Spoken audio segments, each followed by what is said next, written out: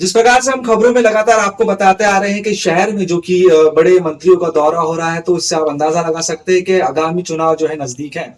ऐसे में चुनाव के समय में फेरबदल होना ये तो एक आम सी बात है, लेकिन कितना बड़ा फेरबदल होता है ये देखना काफी महत्वपूर्ण होता है। क्योंकि शहर में जिस तरीके से जो कि परिस्थितियां हैं उसके मुकाबले और आने वाले चुनाव में जिस तरीके से परिस्थितियां रहेगी और जनता किस तरीके से जो है मतदाता इस चुनाव में अपना मतदान करेंगे, ये भी देखना काफी दिलचस्प होगा। लेकिन ऐसे में जो फेरबदल होते हैं, राजनीतिक फेरबदल होते हैं, वो कहीं ना कहीं नुकसानदायक होते हैं चुनाव में उस पार्टी के लिए जो कि एक अच्छी जो लीड लेकर आगे चलने की बात करती है। ऐसे में यदि भारतीय जनता पार्टी की बात करें, तो आपने देश भर में इस तरीके के माहौल देखे होंगे। कई लोगों ने जो है अपने पक्षों को छोड़कर भारतीय जनता पार्टी से जो है जाके जुड़े हैं। फिर उसमें जो है कई तरीके के विवाद भी सामने आते हैं, कई तरीके की जो है बातें भी उठती है। लेकिन ये काफी कम खबरें सुनने को मिलती है कि भारतीय जनता पार्टी से कोई जो है अपनी पार्टी को छोड़ के दूसरी पार्टी की तरफ आए, जिसको लेकर पहले से ही महाराष्ट्र में घमासान चल रहा है। ऐसे में आपने सोशल मीडिया के माध्यम से देखा भी होगा और चर्चे में भी जो है काफी है कि जो राजेश वानखेड़े जी थे, भाजपा के कद्दावर नेता जाने जाते थे और उन्होंने जो चुनाव में भी काफी अच्छे प्रदर्शन किए हैं।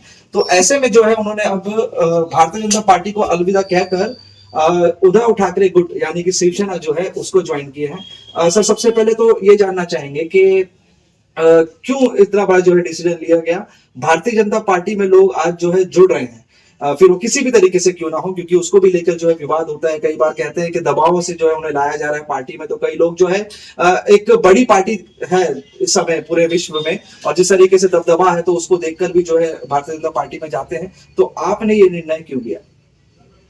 क्योंकि मैं खुद पहले शिवसैनिक हूँ।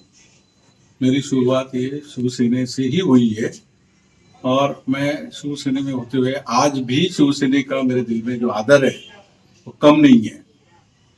और मेरी इच्छा थी कि शिवसेना में ही काम करने की। मैं आज के बाद जितना भी समय मेरे पास है रहेगा वो सारा समय मैं शिवसेना के लिए ही दूंगा, उद्धव बाळासाहेब ठाकरे।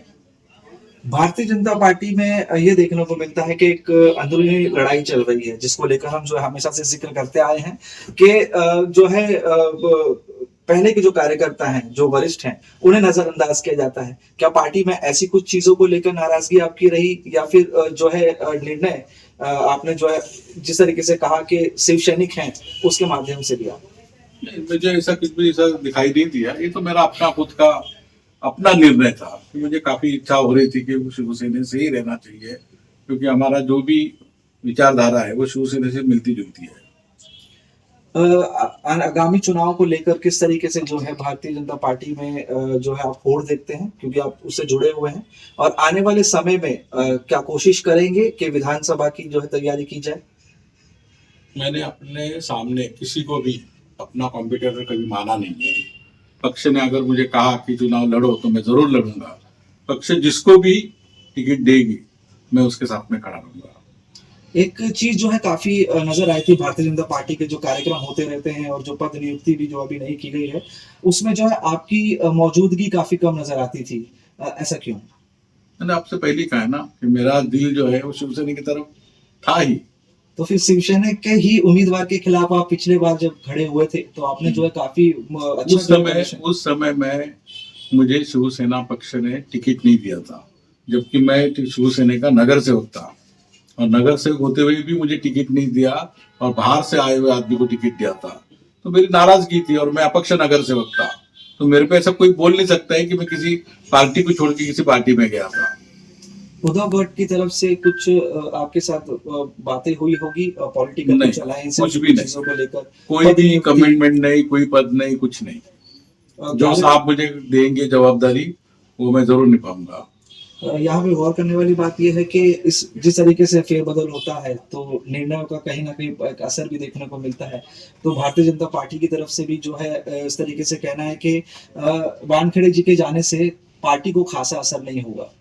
वो हर कोई ऐसे ही बोलेगा ना, असर पड़ता है नहीं पड़ता है वो तो बात की बातें है ना। कोई किसी से जाने से पार्टी कभी कोई कमजोर नहीं होती है। कोई भी पार्टी किसी भी व्यक्ति से जाने से कमजोर नहीं होती है। आखिरी महत्वपूर्ण सवाल, जिस तरीके से चर्चा चल रही है कि उद्धव ठाकरे जी का जो है शहर में आगमन होने वाला है, तो इसको लेकर किस तरीके की जो है आपके पास जानकारी है, किस तरीके से जो है प्रक्रिया की जा रही है? उद्धव साहब जी का जो दौरा है वो शिवसेना के शिव सैनिकों को मिलने का दौरा है।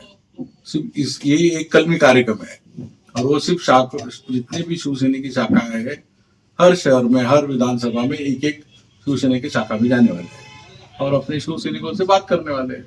आखिरी सवाल, आज का जो निर्णय निकला है 16 आमदारों को लेकर, उसको लेकर आपकी क्या राय है?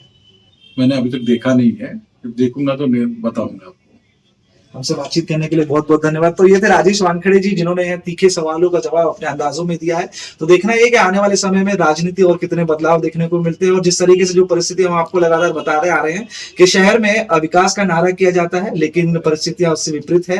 हाल ही के दौरे में जो है उप मुख्यमंत्री अजित पवार ने भी इस बातों का जिक्र किया कि शहर में जिस तरीके का विकास होना चाहिए था वो विकास नहीं हुआ है। तो देखना है कि आने वाले समय में किस वादों के साथ उम्मीदवार उतरते हैं। कुणाल कपूर, बोल इंडिया।